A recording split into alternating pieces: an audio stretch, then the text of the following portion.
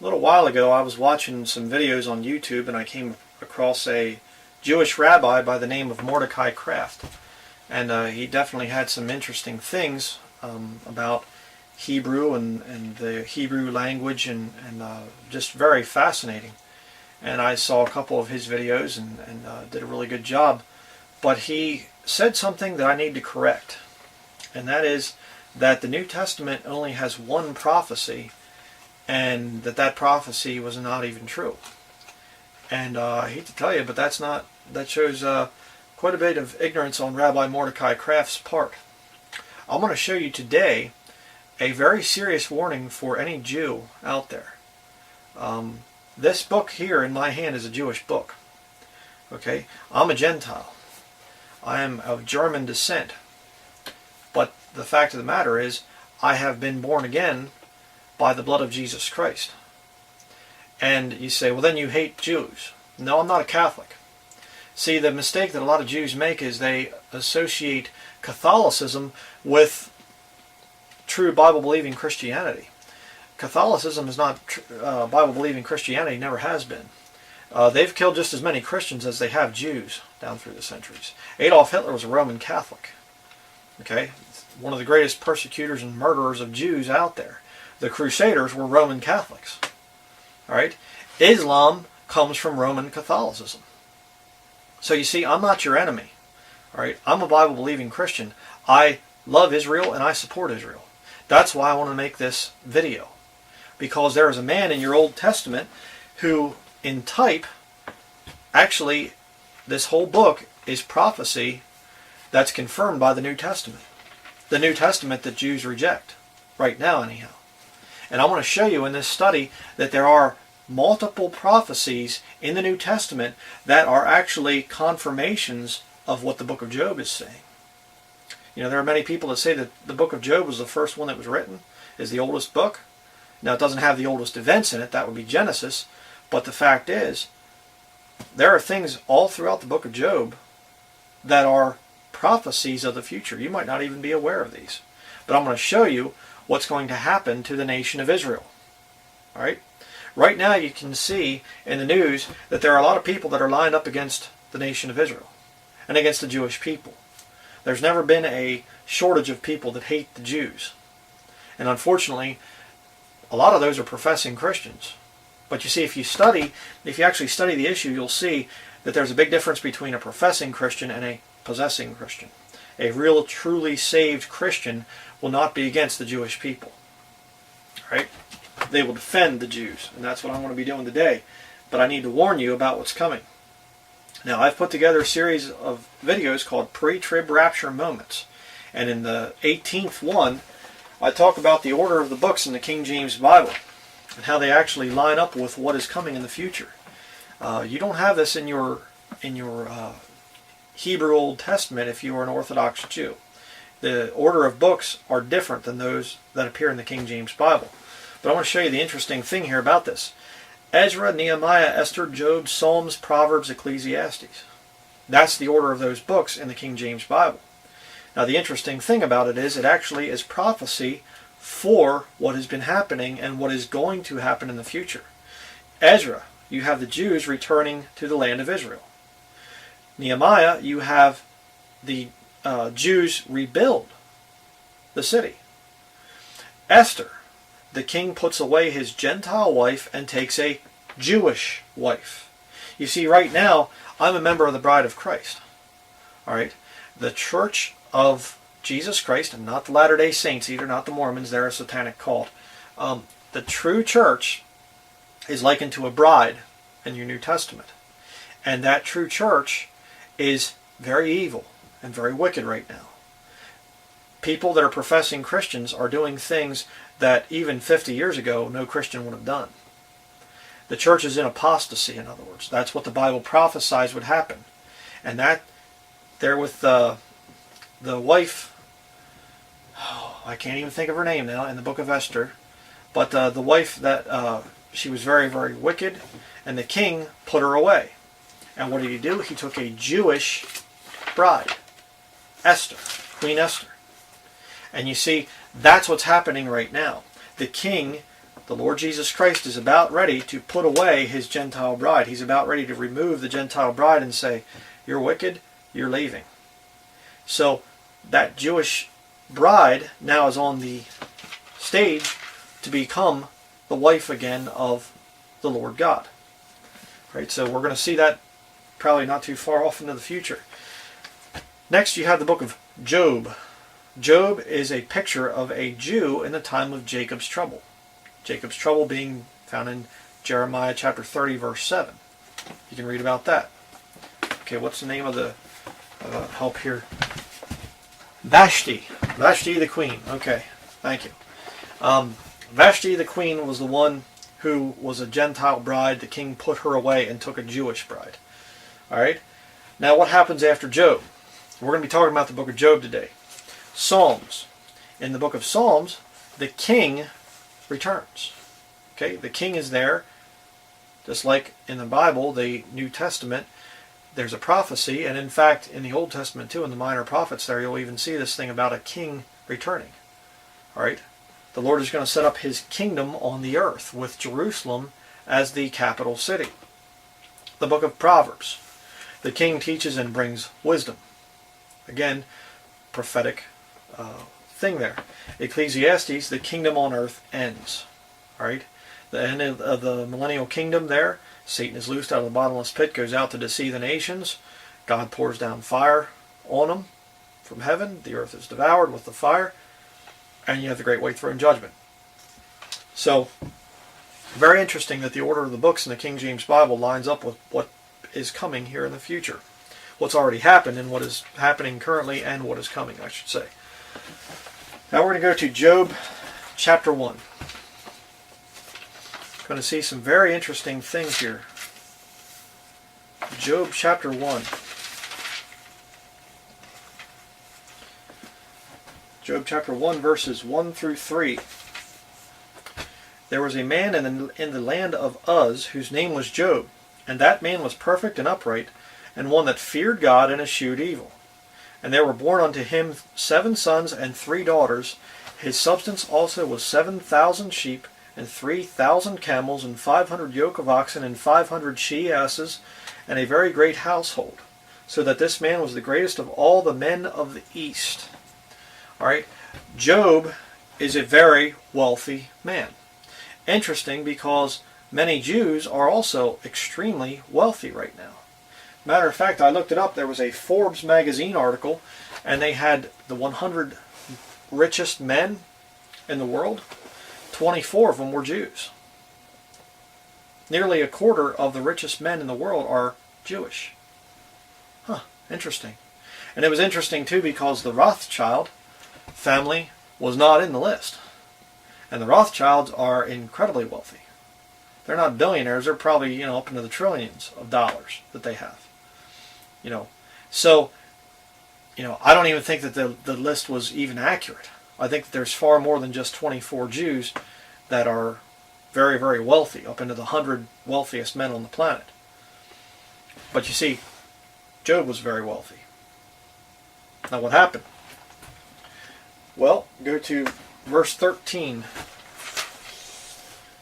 And there was a day when his sons and his daughters were eating and drinking wine in their eldest brother's house. And there came a messenger unto Job, and said, The oxen were plowing, and the asses feeding beside them, and the Sabaeans fell upon them, and took them away. Yea, they have slain the servants with the edge of the sword, and I only am escaped alone to tell thee. While he was yet speaking, there came also another, and said, The fire of God is fallen from heaven, and hath burned up the sheep and the servants, and consumed them, and I only am escaped alone to tell thee. While he was yet speaking, there came also another, and said, The Chaldeans made out 3 bands, and fell upon the camels, and have carried them away, yea, and slain the servants with the edge of the sword, and I only am escaped alone to tell thee. While he was yet speaking, there came also another, and said, Thy sons and thy daughters were eating and drinking wine in their eldest brother's house, and behold, there came a great wind from the wilderness, and smote the 4 corners of the house, and it fell upon the young men, and they are dead, and I only am escaped alone to tell thee. Then Job arose and rent his mantle, and shaved his head, and fell down upon the ground, and worshipped, and said, Naked came I out of my mother's womb, and naked shall I return thither. The Lord gave, and the Lord hath taken away. Blessed be the name of the Lord. In all this Job sinned not, nor charged God foolishly. Are you going to do that? If you're a Jew and you lose everything, you go from being very, very wealthy to all of a sudden everything's taken away from you? It's going to be rough. Now look at chapter 2. We're going to see later on that is what's going to happen to the Jewish people, by the way, in the future. Job chapter 2, verse 7. So went Satan forth from the presence of the Lord, and smote Job with sore boils from the sole of his foot unto his crown. And he took him a potsherd to scrape himself withal, and he sat down among the ashes. Then said his wife unto him, Dost thou still retain thine integrity? Curse God and die. But he said unto her, Thou speakest as one of the foolish women speaketh. What, shall we receive good at the hand of God, and shall we not receive evil? In all this did not Job sin with his lips. So first, the devil takes away, he had to get God's permission first, by the way, interesting. But first he takes away Job's wealth and his family, his children. Then he comes and gets Job's health and turns his wife against him. Pretty rough stuff. You're going to see the tie-in to Bible prophecy here as we continue. Job chapter 2, verse 13. So they sat down with him upon the ground 7 days and 7 nights, and none spake a word unto him, for they saw that his grief was very great. Now, in the book of Daniel, it talks about Daniel's 70th week, and that this time period, if you study it out, is basically a 7-year time period that's coming. And there's a lot of things that are going to happen, and halfway into that thing, in the midst of that week, 3.5 years, you have this man that's going to be ruling things, the Antichrist, is going to cause the sacrifice and oblation to cease. There will be a rebuilt temple in Jerusalem. That thing is already being prepared. If you're Jewish, you know about that. Okay? I study it. Other Christians I know study it. We're very interested to see this thing happening. We're not at all against it. All right? But what we see is Bible prophecy is going to be fulfilled. And Job is on the ground for 7 days and 7 nights. In type, showing, it's just like a Jew in the time of Jacob's trouble, that's on the ground, so to speak, for 7 years. It's going to be a very, very rough time. And if you're watching this sermon, there's still time for you to get saved before this thing happens. Right? And I realize, if you're still with me, if you're open-minded enough to watch me speak, well then, there's a lot of pressure on a Jew, I realize that, with family and relatives and everything else, to get saved. I know that. I know it costs you a lot more than it costs somebody like me to get saved. But it's important that you understand that the New Testament lines up perfectly with the Old Testament. All right? It's not some book that was written by wicked Gentiles. This whole book was written by Jews. All right? But we'll continue. And by the way, the test of Scripture is not whether it makes you feel good or whether you agree with it. The test of Scripture is prophecy. If this book is eternal, if this book is written by the great I Am, the Lord said about I am that I am, if this book is written by an eternal God, then it should not be confined to a certain time period. It should be able to reach out into the future and tell you what's going to happen. And this book does exactly that and lines up. The last book in the Bible, the book of Revelation, lines up perfectly with the book of Job. We're going to see that as we continue. But now let's look at chapter 3, verse 12. It says here, Why do the knees prevent me, or why the breasts that I should suck? In other words, he's regretting being born. But now let's look at something very interesting here, a New Testament tie-in. Keep your hand there in Job chapter 3, but turn to your New Testament. You can look this up online if you're an Orthodox Jew or Jewish and you don't have a New Testament. You can actually look this up, BibleGateway.com. Use the King James Version, none of the others. And but you can see here, Matthew chapter 24, verse 19 says, And woe unto them that are with child, and to them that give suck in those days. So you see there a warning to people that have small children. And you go back to Job there, in verse 12, it says, why do the knees prevent me, or why the breasts that I should suck? Very similar thing going on there. All right? He, as an adult, as an older man, is saying, why on earth was I born? But even more so is this going to be true in the New Testament tie-in there, in the time of Jacob's trouble, that women that have small children, it's going to be very, very rough on them. Rough on the children.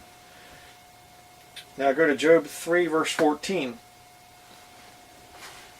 With kings and counselors of the earth, which built desolate places for themselves. Kings and counselors of the earth building desolate places for themselves. Is there a New Testament tie-in? Well, keep your hand there in Job and go to Revelation chapter 6.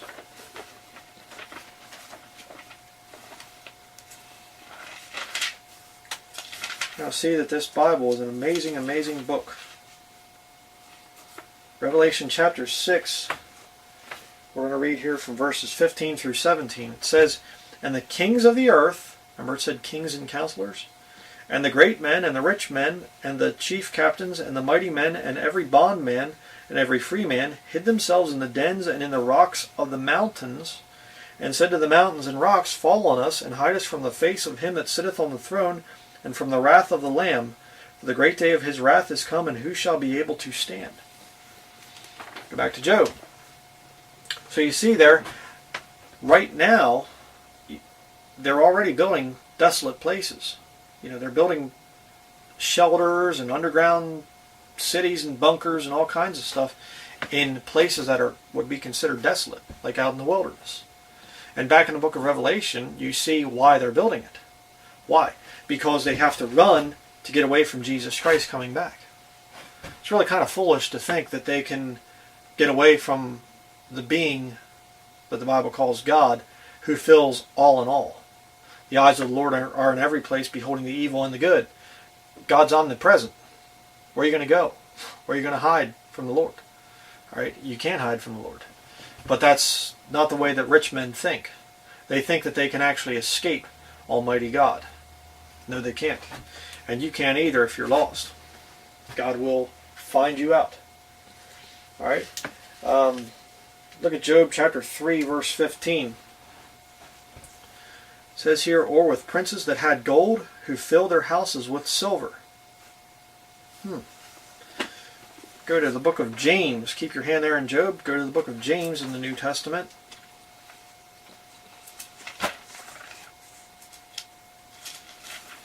James chapter 1, verse 1. We'll start there. Just want to show you who this is being addressed to. James 1:1 says, James, a servant of God and of the Lord Jesus Christ, to the 12 tribes which are scattered abroad, greeting. Who is James writing to? He's not writing to Gentiles, he's writing to Jews. The 12 tribes. When do the 12 tribes show up again according to the New Testament? In the book of Revelation, chapter 7. All right? Interesting. But now look at chapter 5, James chapter 5. I'm going to show you this thing about stocking up on gold and silver. James chapter 5, verses 1 through 3. It says here, go to now, ye rich men, remember like Job, weep and howl for your miseries that shall come upon you. Your riches are corrupted, and your garments are moth-eaten. Your gold and silver is cankered, and the rust of them shall be a witness against you, and shall eat your flesh as it were fire. Ye have heaped together treasure for the last, or ye have heaped treasure together for the last days. Very interesting. Kind of like the 24 Jews right now that are in the top 100. Oh, and by the way, there was one Jew that didn't make the list there. I forgot to mention him. His name is Dustin Moskovitz. He's 28 years old and he's a billionaire. Billionaire with a B. I'm not saying millionaire. Billionaire. He's a rich Jew. Kind of like Job would have been. And Job lost everything just like that. You know, the Bible talks in 1 Timothy chapter 6 about not putting your faith and your trust in uncertain riches. That's all this world has to offer. There's nothing on this world that is certain riches. Everything's uncertain riches. Gold and silver can be taken from you. Your money can be taken from you.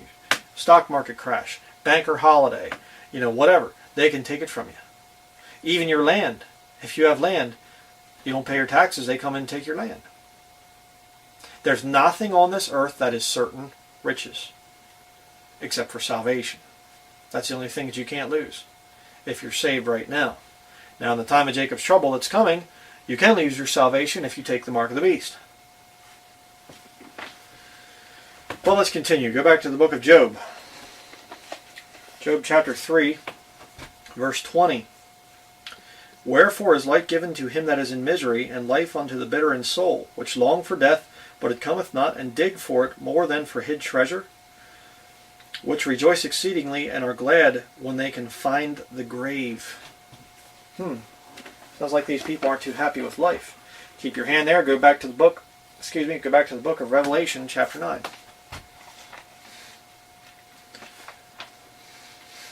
Revelation chapter 9.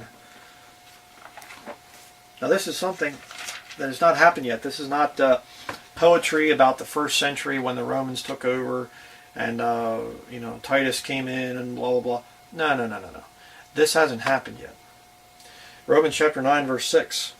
And in those days shall men seek death, and shall not find it, and shall desire to die, and death shall flee from them. Why? Well, because if you read the context there, it's because these locusts have stung them, and they're in such horrible pain that they want to die, and they can't. Kind of like what Job said about there in Job 3 verses 20 through 22 that we just read. You see how the Bible is confirming itself? The New Testament lines up with the Old Testament. And unfortunately, if you're not saved, you don't have God's Holy Spirit in you to guide you into this truth. The Bible says that the natural man receiveth not the things of the Spirit of God. You can't understand them. They're spiritually discerned. A Jew right now that does not know Jesus Christ as his Lord and Savior, as his Messiah, if you will, that Jew, even though they're chosen, even though God has a plan for you, you're still lost. And if you die today, you will go to hell. And you can't tell me, if you're a Jew, you can't tell me that you know for sure that you're going to go to heaven. You can't say that. You really don't know for sure where you're going to go when you die. You are trusting in your good works and you're thinking, I'm trying to do right, I'm trying to do good, but you don't know that you're going to heaven when you die. Why? Because you've rejected Jesus Christ. Many of you, through ignorance, you've never been taught about Jesus Christ. But that's what the purpose of this video is, because there are some very, very bad times coming. If I could go back to Germany and warn you about Hitler before it happened, so that you didn't go to the death camps, would you want to have listened to me? Would you have said, I'd like to hear from this guy? But you see, this time period that's coming is going to make Nazi Germany and the Holocaust look like a walk in the park. Alright? This time period that's coming to the Jewish people is going to be the absolute worst time period that's ever happened. And the reason for it is because the majority of Jews are very, very, very wicked people. Unfortunately. That's why Jacob, Israel, has this time of trouble that's coming upon them, that God himself is bringing. But we'll continue here. I'll show you some of this. Alright? Now look at verse 25. Job chapter 3, verse 25. For the thing which I greatly feared is come upon me, and that which I was afraid of is come unto me. I was not in safety, neither had I rest, neither was I quiet, yet trouble came. Jeremiah chapter 30, verse 7. The time of Jacob's trouble. See, book of Job is lining up with Jeremiah, and that lines up with the New Testament. Matthew chapter 24, Mark 13, and then into Revelation. And there's a lot of other passages too. But just incredible. Job chapter 5, verse 14.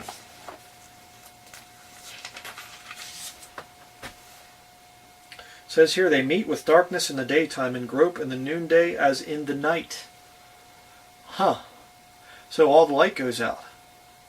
But this just happened to Job, right? This will never happen in the future. This is not a prophecy of the future, is it?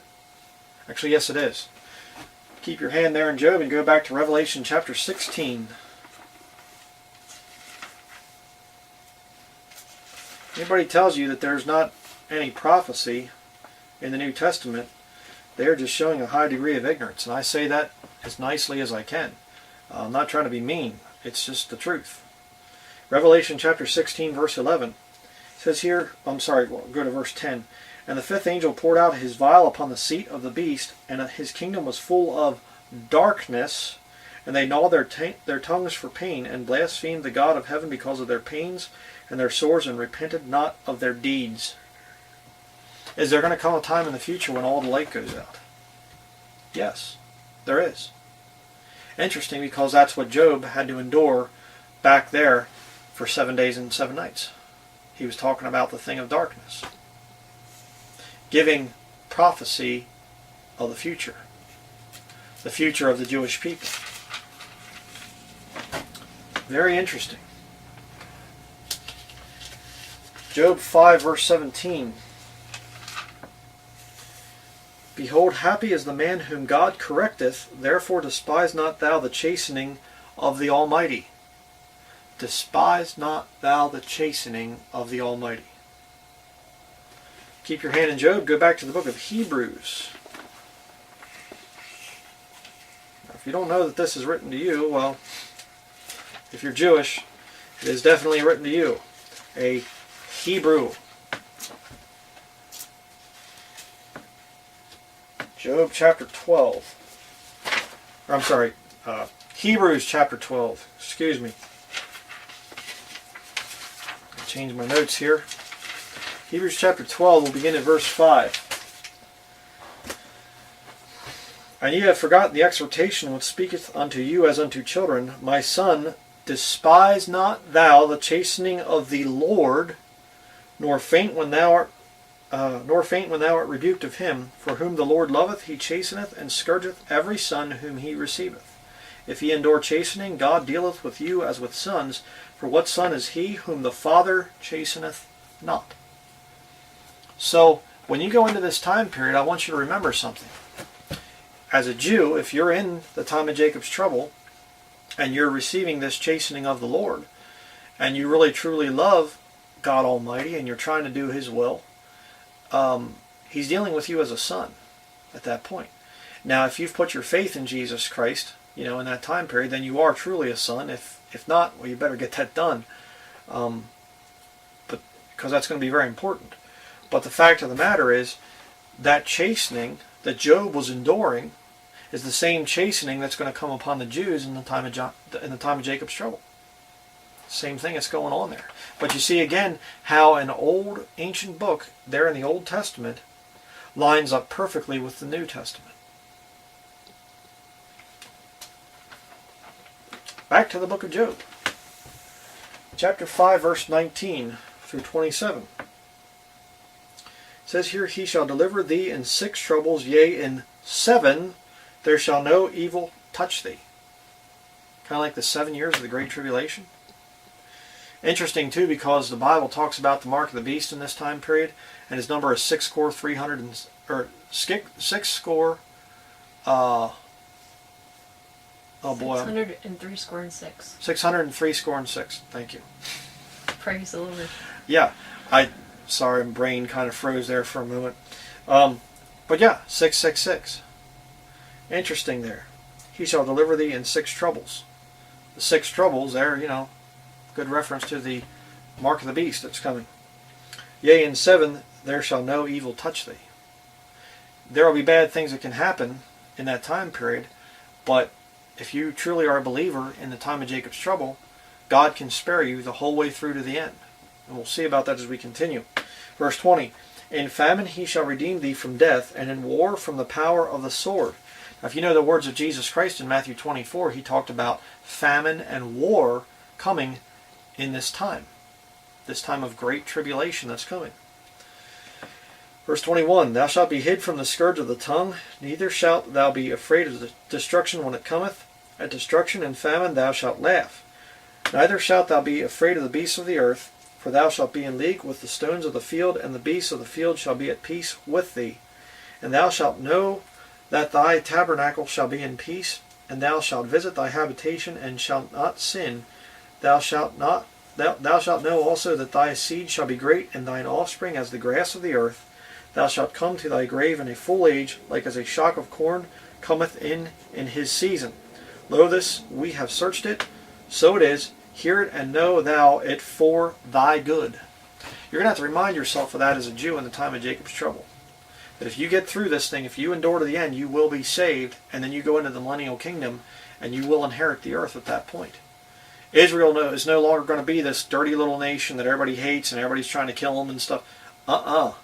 The King of kings and Lord of lords, Jesus Christ, is going to be ruling and reigning from Jerusalem for that 1,000-year period, and Israel will become the greatest nation on earth. Actually, the only nation on earth. Anybody else that's left is going to have to come up to Jerusalem to worship the King every year. And the Jews aren't going to be the laughing stock of the world anymore. People aren't going to mock them. Nobody's going to mock Jerusalem and the Jewish people at that point in time. But let's continue on. Job chapter 6, verse 4. For the arrows of the Almighty are within me, the poison whereof drinketh up my spirit. The terrors of God do set themselves in array against me. The terrors of God set themselves in array against Job, but Job, being a type of a saint in a time of Jacob's trouble, what are the terrors that are going to set themselves in array? 7 seals, 7 trumpets, 7 vials. 3 sets of 7 judgments, and they are set in array. When the time of Jacob's trouble comes, a Jew can flip open the book of Revelation and look at the play-by-play. They can see exactly what's going to come next. They'll understand. And by the way, in Revelation chapter 11, it talks about the 2 witnesses. Those 2 witnesses, if you study it out, are Moses and Elijah. Moses representing the law, Elijah the prophets. Those 2 guys are going to come back and actually preach to the Jewish people. So, if you want confirmation that the New Testament is correct, you're going to get it from Moses and Elijah, in the flesh, on the earth, preaching. And the Antichrist is going to make war with them, and overcome them and behead them, and they're going to come back to life after 3.5 days. But you can study that out sometime. Next, go to Job chapter 7, verse 10. This is interesting too. It says here, he shall return no more to his house, neither shall his place know him any more. Now, keep your hand there and go to Matthew 24. Again, we're going to see the New Testament tie-in here. Job being a type of a tribulation saint, a saint in the time of Jacob's trouble. And you're going to see here that Jesus Christ actually confirms what's going to happen. Matthew 24, verse 15 through 18.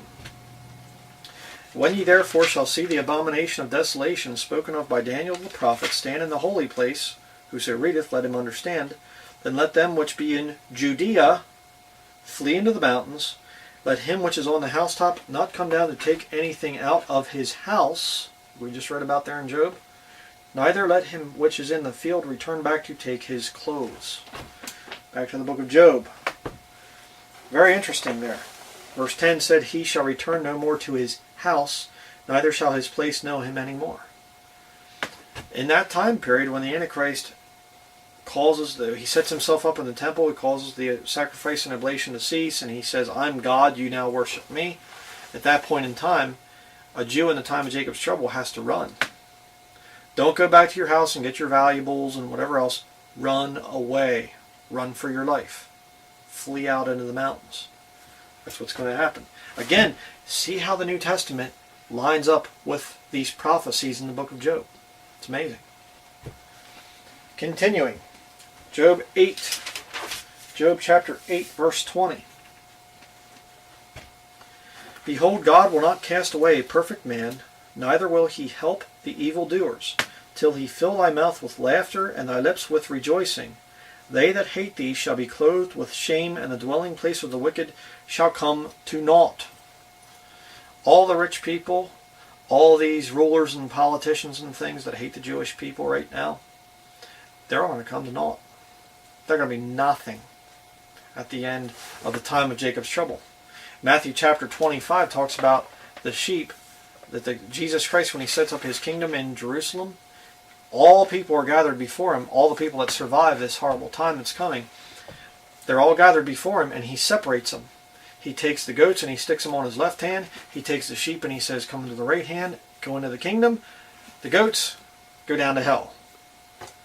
And there you're going to have all these big shots, all the Illuminati and CFR and all the Trilateral Commission, all these guys, whatever.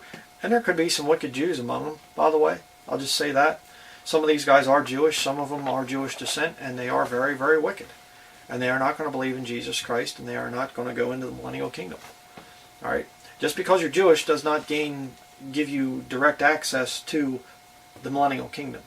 All right? You're going to have faith in Jesus and keep the commandments there, according to Revelation chapter 14, verse 12, I believe it is.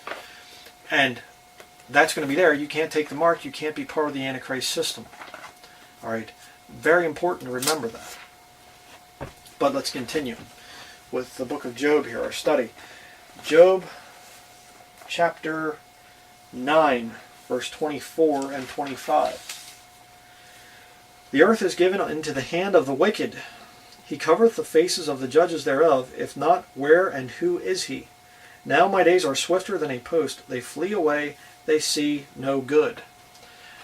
God gives the world into the hand of the most wicked man that's ever showed up on the planet.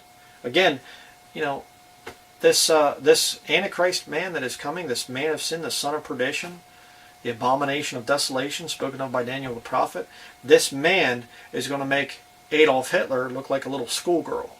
Okay? Hitler's nothing compared to the Antichrist, compared to what this guy's going to be like. All right? And who is it that gives him his power?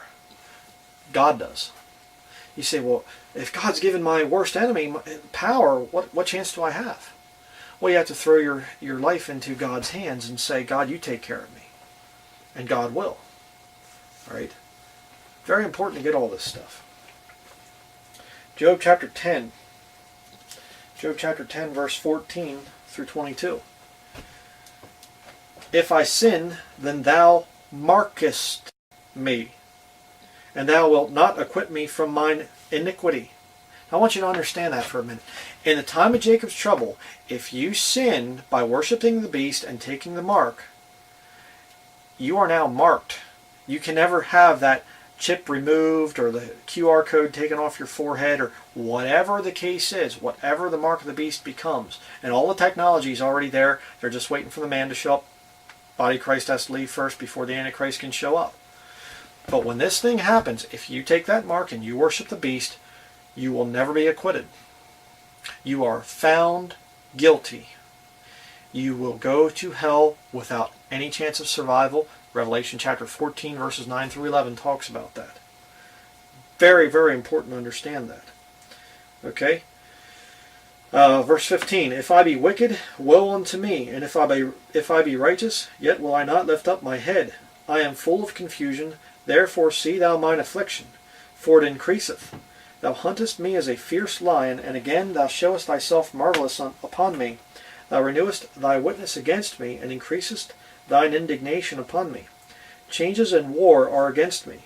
Wherefore then hast thou brought me forth out of the womb?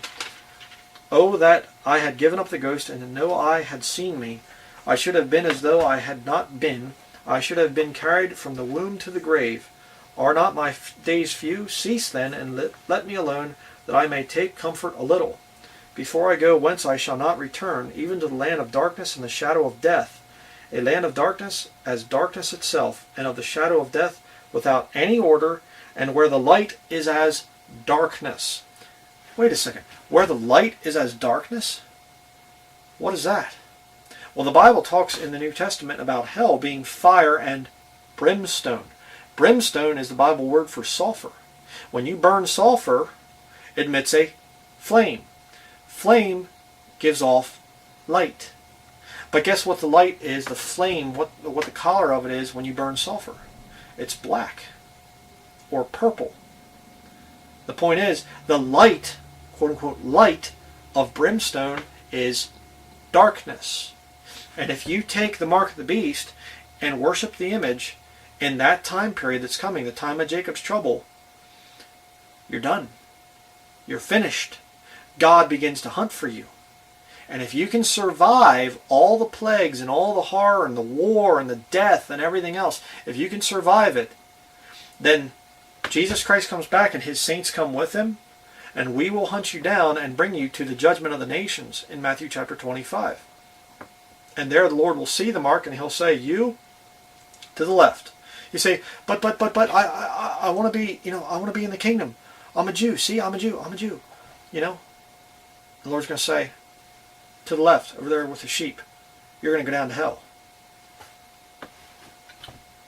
If you are watching this and you're not saved yet, or you watch this in the time of Jacob's trouble, whatever, this survives till then, you cannot take the mark of the beast. You cannot worship the image of the beast.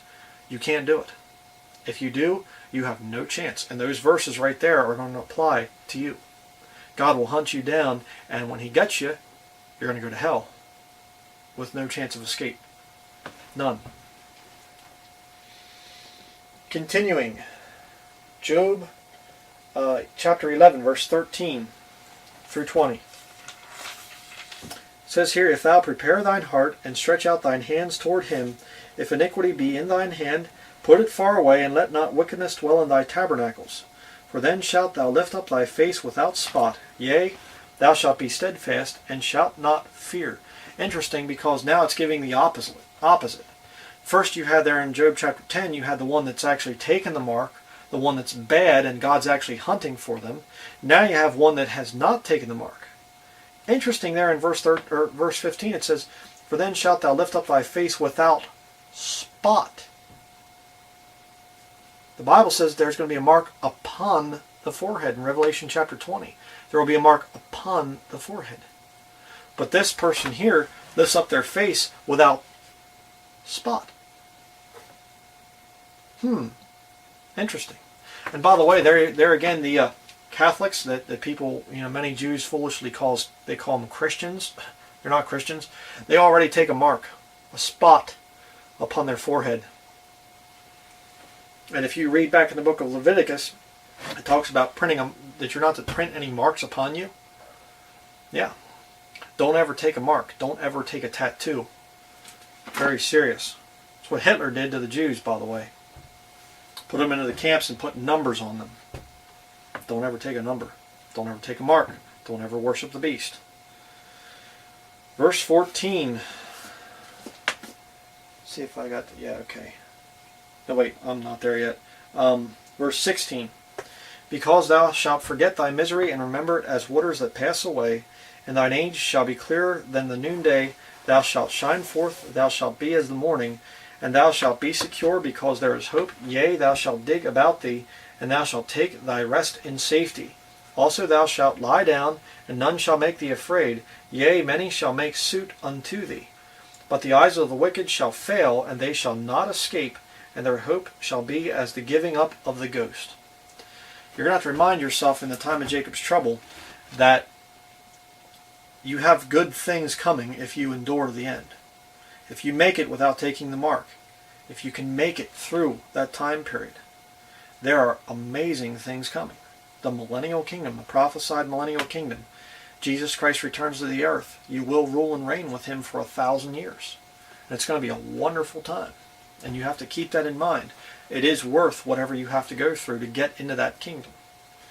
Now go to chapter 12, verse 23 and 25. Or 23 through 25, excuse me. It says here, he increaseth the nations and destroyeth them. He enlargeth the nations and straighteneth them again. He taketh away the heart of the chief of the people of the earth, and causeth them to wander in a wilderness there where there is no way. Remember, they go out into the wilderness, the kings and the counselors, into desolate places there, to build habitations out there. Interesting. They grope in the dark without light, and he maketh them to stagger like a drunken man. Again, see the tie-ins to the book of Revelation. It's right there in front of you. All right? The New Testament is the completion of the Old Testament. They're not some heretical book that Jews should reject. You better accept it. It's just amazing. And if you want to see the thing about God building the kingdoms and things, go to Zephaniah. Keep your hand there in the book of Job, of course. Go to Zephaniah, chapter 3. He said, I don't believe a loving God would do a thing like bringing all the nations together. You know, I don't think a God would do that. You know, the God that I worship. Well, we'll see about that. Zephaniah chapter 3, verse 8. Therefore wait ye upon me, saith the Lord, until the day that I rise up to the prey, for my determination is to gather the nations, that I may assemble the kingdoms to pour upon them mine indignation, even all my fierce anger, for all the earth shall be devoured with the fire of my jealousy. It's not happened yet, but it will be in the future. Go back to the book of Job, chapter 13. I just had to throw this one in here because I think this is a great verse and very applicable to today, and of course even more so into the time of Jacob's trouble. But it says here, but ye are forgers of lies, ye are all physicians of no value. I like that one. A lot of doctors are physicians of no value. You can go to them and go to them and go to them and go to them, and they will not cure you of anything. And in the time of Jacob's trouble especially, they're going to be working for the Antichrist system, and they're going to try to get you to take the mark. Don't go to the physicians. They're of no value anyhow. So, just had to throw that in there. Verse 15. Chapter 13, verse 15. And I'm not saying that anything medical is bad and evil and whatever. I'm not saying that. You can break a bone or something like that, okay. We'll look at my other studies on that. Job chapter 13, verse 15. Though he slay me, yet will I trust in him, but I will maintain mine own ways before him. He also shall be my salvation, for an hypocrite shall not come before him. Hear diligently my speech and my declaration with your ears. Behold, now I have ordered my cause. I know that I shall be justified. A hypocrite in the time of Jacob's trouble is going to be somebody that says, I'm not going to take the mark, and then turns around and takes it. Because the pressure gets to be too great. And a hypocrite is not going to stand before God. You say, what's this thing about standing before God? Matthew chapter 25, the judgment of the nations. Everybody stands before God, and God separates. Goats to the left, sheep to the right. It's right there. But let's continue here. Let's go to Job chapter 14, verse 7. For there is hope of a tree, if it be cut down, that it will sprout again, and that the tender branch thereof will not cease. Though the root thereof wax old in the earth, and the stock thereof die in the ground, yet through the scent of water it will bud and bring forth boughs like a plant. Did you know that Jesus Christ prophesied that Israel would become a nation again? The fig tree he talked about in Matthew chapter 24. And he said that it would happen, and that generation would not pass till all things be fulfilled. Interesting, because Job is saying the same thing here.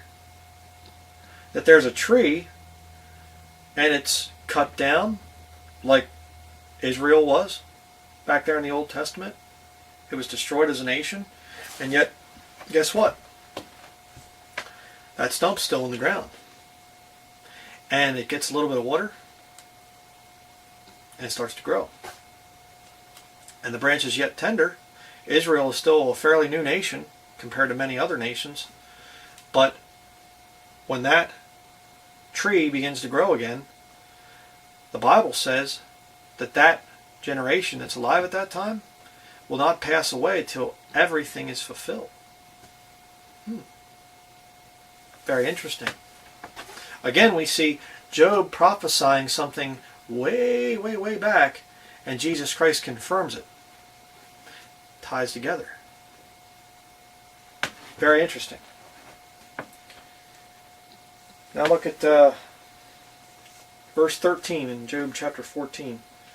O that thou wouldest hide me in the grave, that thou wouldest keep me secret, until thy wrath be past, that thou wouldest appoint me a set time, and remember me. Again, that's going to be a prayer of a Jew in the time of Jacob's trouble. They're going to want to be hid by God in this time period that's coming, because it's going to be very bad. Now look at chapter 16, verse 11. God hath delivered me to the ungodly, and turned me over into the hands of the wicked. This is a very interesting one. You say, what do you mean? Well, I'm going to show you something very incredible here. Revelation chapter 6. Keep your hand there in the book of Job, because we're going to be looking at two of these here. Job chapter 16 verse 11 said, God hath delivered me to the ungodly, and turned me over into the hands of the wicked. Now, this King James Bible right here that I'm holding was first written in 1611. The year 1611. Job chapter 16:11 that we just read there. What happens in the future? Revelation chapter 6 verse 9. And when he had opened the fifth seal, I saw under this altar the souls of them that were slain for the word of God and for the testimony which they held. Well, that's just a coincidence, though, you see. 16:11 in the book of Job, saying God turns some of the saints there over to be killed, executed, to be martyred. And the Bible confirms in the book of Revelation that there are going to be people that are going to be killed for the testimony of Jesus and the Word of God. What's the Word of God at the time? The 16:11. Don't tell me that that's a coincidence. I don't believe it. That's the Holy Spirit of God confirming something that Job could not have possibly known about. And by the way, there were no chapter and verse markings there in the originals showing you that, King James Bible is superior to the originals. In many, many, many ways, by the way. But we'll continue. Job chapter 18, verse 11. Job 18, verse 11 through 19. Terror shall make him afraid on every side, and shall drive him to his feet. His strength shall be hunger bitten, and destruction shall be ready at his side. Let me just stop there for a minute. It's interesting. In verse 11 it says that about terror, make him afraid on every side, and shall drive him to his feet. Interesting. It doesn't say drive him to his knees to pray. You're not going to pray when you see the abomination of desolation stand in the holy place. Run. It drives you to your feet. You're sitting down watching television or something. He just sat in the temple and said that he's God. Oh man, get up and run. Drive him to his feet. Again, you see the prophecy here. It's amazing. But verse 13, it shall devour the strength of his skin, even the firstborn of death shall devour his strength. His confidence shall be rooted out of his tabernacle, and it shall bring him to the king of terrors. It shall dwell in his tabernacle, because it is none of his. Brimstone shall be scattered upon his habitation. His roots shall be dried up beneath, and above shall his branch be cut off. His remembrance shall perish from the earth, and he shall have no name in the street. Somebody who doesn't take the mark of the beast is not going to be known by anybody. They're not going to care about you. He shall be driven from light into darkness, and chased out of the world. He shall neither have son nor nephew among his people, nor any remaining in his dwellings. They that come after him shall be astonished at his day, as they that went before were affrighted. Surely such are the dwellings of the wicked, and this is the place of him that knoweth not God. Very interesting there again. You see a lot of tie-ins there to what's going to happen to a Jew in the time of Jacob's trouble. All right. And interesting there it says he shall have, verse 19, he shall neither have son nor nephew among his people, nor any remaining in his dwellings. That's the reason a lot of Jews don't get saved today. That's the reason a lot of Gentiles don't get saved today. Why? Because they know their family would disown them. They know their family would turn against them if they got saved. I mean, really saved. I'm not just talking like cute little church-going religion. I'm talking salvation by the blood of Jesus Christ. A changed life, a new creature in Christ Jesus. It frightens people. So what would my mother think? What would my father think? What would my friends, what would my girlfriend think? What would my wife think? What would my boss, my coworkers, my aunt, my grandparents, what would they think? See? You better forget them, and you better start thinking about your own soul. What shall it profit a man if he gain the whole world and lose his own soul? You better think about that. Well, let's continue. Job chapter 19, verse 19. All my inward friends abhorred me, and they whom I loved are turned against me. We're just talking about. My bone cleaveth to my skin and to my flesh, and I am escaped with the skin of my teeth. Have pity upon me, O ye my friends, for the hand of God hath touched me. Why do ye persecute me as God, and are not satisfied with my flesh? O that my words were now written, O that they were printed in a book. They are, King James Bible. They that were graven with an iron pen and lead in the rock forever. Or that they, excuse me. For I know that my Redeemer liveth, and that he shall stand at the latter day upon the earth. Sorry to all the amillennial and postmillennial people out there. It's premillennial. Jesus Christ is going to stand upon the earth. That doesn't mean after the 1,000-year kingdom to come down and see what good work people have done. He's going to stand upon the earth when he comes down in Revelation chapter 19 to set up his kingdom. And he doesn't go back up again to let us rule things down here for 1,000 years. He's here on the earth. That's why people go up to the city of Jerusalem to worship the king from year to year. Continuing. Verse 26. And though after my skin worms destroy this body, yet in my flesh shall I see God upon the earth. You see? See how this is a tribulation saint, a Jew that gets through the time of Jacob's trouble. They will see God in their flesh. They're going to see God upon the earth. This is prophecy that Job is speaking here. This isn't just nice poetic, nice little thing. He's speaking prophecy. Very interesting. Verse 27, Whom I shall see for myself, and mine eyes shall behold, and not another, though my reins be consumed within me. But ye should say, Why persecute we him, seeing the root of the matter is found in me? Be ye afraid of the sword, for wrath bringeth the punishments of the sword, that ye may know there is a judgment. When the Jew sees Jesus, okay, when you get through that time of Jacob's trouble and you actually see Jesus, it's going to be for judgment. And if you've taken the mark, if you have worshipped the beast, you're not going to be doing too good in that judgment. But if you've endured to the end and you've had faith in Jesus, okay, and you refuse to take the mark and you fled out into the wilderness and whatever, at that point in time, that judgment is going to come, and there's a good chance, if you're feeding the poor and everything there in Matthew chapter 25, visiting the homeless and the sick and people in prison and things, if you're doing that, you're going to go into the millennial kingdom. It's going to be a blessed time for you. Again, it's prophecy. This is prophecy here in the book of Job. He's not just speaking poetically because he's hurting and whatever else. It's prophecy that he's speaking. Very interesting study. Chapter 20, verse 4. There's a couple more places to turn to here. Chapter 20, verse 4. Knowest thou not this of old, since man was placed upon earth, that the triumphing of the wicked is short, and the joy of the hypocrite but for a moment? Though his excellency mount up to the heavens, and his head reach unto the clouds, yet he shall perish forever like his own dung. They which have seen him shall say, Where is he? Again, another very interesting passage of Scripture there. The triumphing of the wicked is but for a moment. All this New World Order stuff that comes in, and the Illuminati and all these other things, you say, boy, they're going to have control over the whole world for 7 measly years.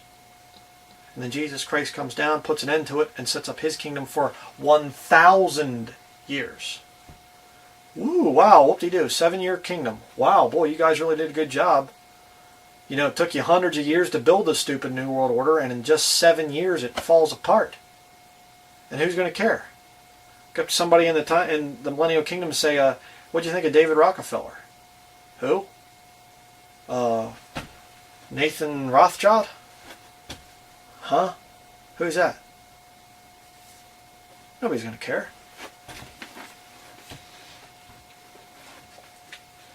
Job chapter 25. Job 25 verses 2 through 3. It says here, dominion and fear are with him. He maketh peace in his high places. Is there any number of his armies? And upon whom doth not his light arise? Is Jesus Christ coming back with armies? Read Revelation chapter 19. Jesus Christ comes back with armies. You can read that in your own time sometime. Okay? And if you're saved today before the rapture, you're going to be part of the army. Sorry, no pacifists. Job chapter 27. Job chapter 27, verse 8. For what is the hope of the hypocrite, though he hath gained, when God taketh away his soul? Will God hear his cry when trouble cometh upon him? Will he delight himself in the Almighty? Will he always call upon God? I will teach you by the hand of God. That which is with the Almighty will I not conceal. Behold, all ye yourselves have seen it. Why then are ye thus altogether vain? This is the portion of a wicked man with God, and the heritage of oppressors, which they shall receive of the Almighty. If his children be multiplied, it is for the sword, and his offspring shall not be satisfied with bread. Those that remain of him shall be buried in death, and his widows shall not weep. Though he heap up silver as the dust, and prepare raiment as the clay, he may prepare it, but the just shall put it on, and the innocent shall divide the silver. He buildeth his house as a moth, and as a booth that the keeper maketh. The rich man shall lie down, but he shall not be gathered. He openeth his eyes, and he is not. Terrors take hold on him as waters. A tempest stealeth him away in the night. Very interesting. Okay, back in the book of Hebrews, it talks about taking patiently the spoiling of your goods. What's going to happen to you as a Jew at the beginning of the time of Jacob's trouble? You're going to be just like Job. You're going to be very wealthy, everything's going to be going great, and all of a sudden, boom, everything's taken away from you. And you'll probably be sitting up on a hillside someplace looking down at your house watching the soldiers taking out your goods. The spoiling of your goods. You're going to be watching a foreign army coming in and taking everything that was yours. Stealing it from you. But guess what? If you endure to the end to be saved, you're going to get to do the same thing. You're going to get to divide the silver. I mean, what do you think is going to happen to these rich men with all their mansions and lands and everything else at the end of the time of Jacob's trouble? I'll tell you what's going to happen. It's going to be divided. We're not going to just say, I just bury the silver and the gold there. It's going to be divided for the people that make it through, that endure to the end to be saved. Interesting. Job chapter 28, verse 28. Now this one is one of these verses that crosses all dispensational lines. This thing is true no matter when you live, Old Testament under the law, before the law, under the law, any time. Today, time of Jacob's trouble, Millennial Kingdom, anytime this one's good. And unto man he said, behold, the fear of the Lord, that is wisdom, and to depart from evil is understanding. Very, very, very important. That's true biblical knowledge right there. Fearing God and departing from evil. We'll do very well if you keep that as a very important verse.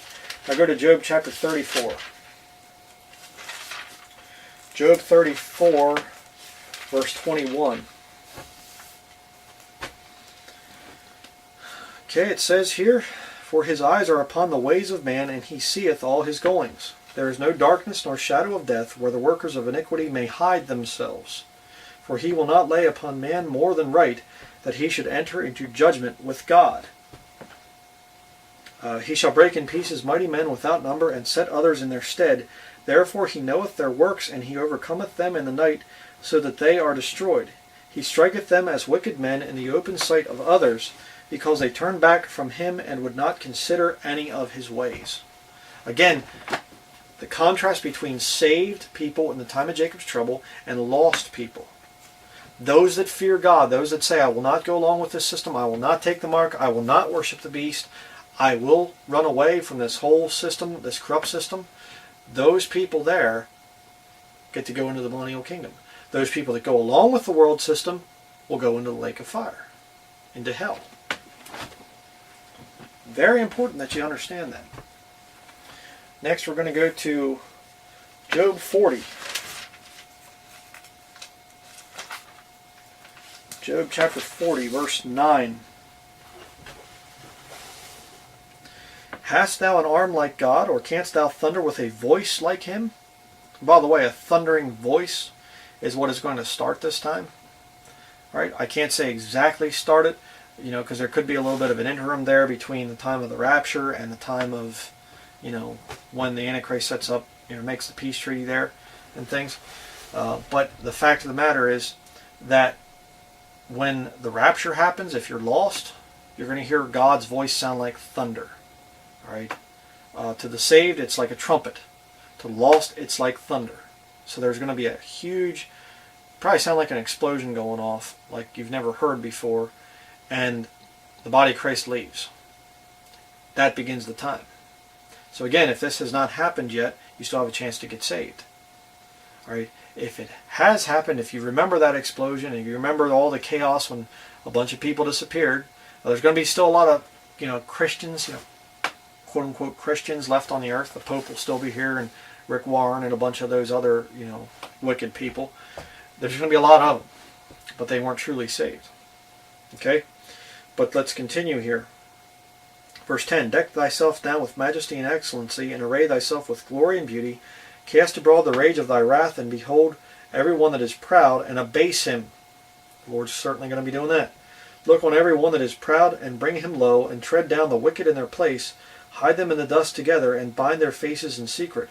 Then will I also confess unto thee that thine own right hand can save thee. Okay? In other words, in that time period, if you can do all the things that God's doing, then you can save yourself. What's the point? You can't do what God is doing in that time period. Therefore, the only one that can save you is God himself. You better put your faith in the Lord Jesus Christ, because he is God. Job 41 verse 1. Canst thou dry out Leviathan with an hook, or his tongue with a cord which thou lettest down? Now Leviathan in the King James Bible is a type of Satan. Okay, there are many types in the Bible, and Leviathan is definitely a type of Satan. You say, how do you know? Let's keep reading. Look at verse 9 in Job chapter 41. And this is very interesting here. Behold, the hope of him is in vain. Shall not one be cast down even at the sight of him? You say, wait a second. You said earlier that people are going to see God upon the earth.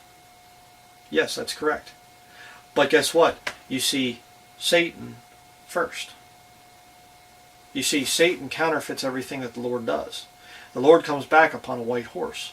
Satan, as the Antichrist, the Antichrist is basically Satan manifest in the flesh. And Satan comes on a white horse. So you're actually going to see Satan in the flesh before you see God in the flesh. Very interesting. Look at verse 31 there in Job chapter 41. It says here, He maketh the deep to boil like a pot. He maketh the sea like a pot of ointment. He maketh a path to shine after him. One would think the deep to be hoary. Upon earth there is not his like, who is made without fear. He beholdeth all high things. He is a king over all the children of pride. You say, well, how does that tie into the New Testament? Well, keep your hand there in the book of Job, but go back to Revelation chapter 13. The chapter about the Antichrist, the man of sin, when he is revealed. Revelation chapter 12, you actually have Satan being kicked out of heaven. And he comes down to the earth. Revelation chapter 13, verses 1 through 4. And I stood upon the sand of the sea, and saw a beast rise up out of the sea, having 7 heads and 10 horns, and upon his horns 10 crowns, and upon his heads the name of blasphemy.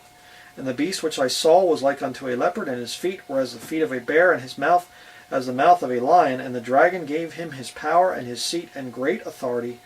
And I saw one of his heads as it were wounded to death, and his deadly wound was healed, and all the world wondered after the beast. And they worshipped the dragon which gave power unto the beast, and they worshipped the beast, saying, Who is like unto the beast? Who is able to make war with him? Interesting, because Leviathan, you can go back to the book of Job, Leviathan, it says there, shall not one be cast down even at the sight of him? It's going to be a fearful thing. And if you look at this Antichrist character that's coming, it's going to be very, very fearful. This guy is going to be the greatest world ruler that's ever showed up on the planet. No Pope, no Caesar, Alexander the Great, or Genghis Khan, or any of them. King Nebuchadnezzar even. No ruler is going to compare to the Antichrist, to the man of sin. This guy is going to be Satan manifest in the flesh. Again, you see Old Testament in the book of Job being confirmed by the New Testament. And it says there, Leviathan comes out of the sea. Revelation chapter 13, the beast comes out of the sea. The dragon comes out of the sea.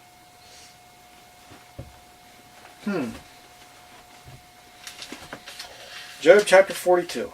What happens if you make it the whole way through this thing? Job chapter 42, verse 10. And the Lord turned the captivity of Job when he prayed for his friends. Also the Lord gave Job twice as much as he had before. Then came there unto him all his brethren and all his sisters, and all they that had been of his acquaintance before, and they did eat bread with him in his house, and they bemoaned him and comforted him over all the evil that the Lord had brought upon him. Every man also gave him a piece of money, and every one an earring of gold.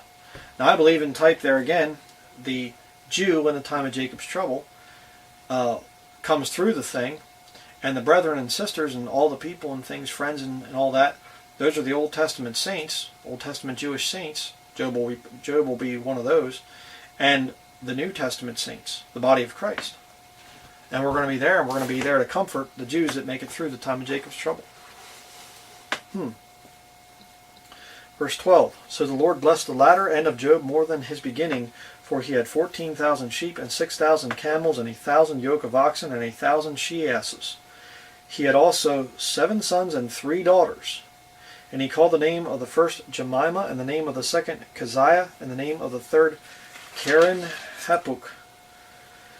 And in all the land there were no women found so fair as the daughters of Job, and their father gave them inheritance among their brethren. After this lived Job 140 years, and saw his sons and his sons' sons, even 4 generations. So Job died, being old and full of days. That's what you have to look forward to if you are a Jew. If you watch this video and you say, this guy is just nuts, he's a Gentile dog and whatever else, if you don't listen to me right now, you miss the rapture, you're going to go into that time of Jacob's trouble. And if you can get through that thing, you will go into the millennial kingdom. But the only way you go into the millennial kingdom is if you have not taken that mark and not worshiped the beast. And towards the end of the time of Jacob's trouble, you have to do good works as well. Okay, there's a lot of things involved there. And I can't even give you all the instructions for that time period. There's going to be some really, really wild stuff that happens. I can't even fathom going through it.